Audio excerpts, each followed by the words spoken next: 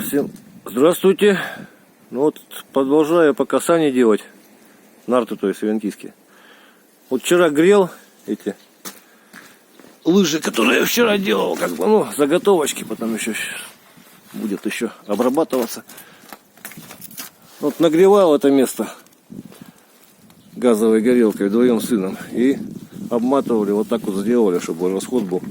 Ну а в будущем, думаю, вот это отверстие уже есть. Я вот буду на шайбы сажать и болтами сжимать их, чтобы они друг к другу плотно прилегали. Это из двух половинок одной елки. Так, и теперь вот далее я что сделал. Вот можно с березы, но вот у меня липа попалась недорого. И делаю с них такие штуки.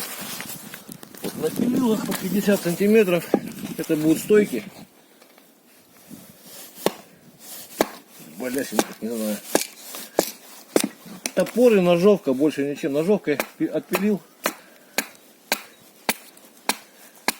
Делаем такие вот дощечки. Пока. Их нужно будет 6 штук в моей конструкции. Но я не знаю, и так что-то они большеваты получаются, конечно. Ну ладно.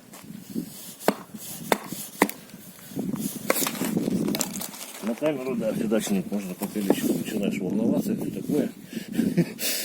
Ну ладно.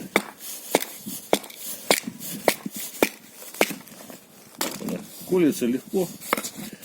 Я как бы не профессиональный плотник, ничего, но тем не менее, как говорится, не боги горшки обжигают.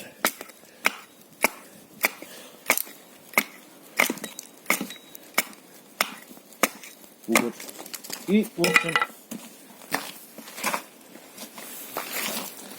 дальше буду уже ножом.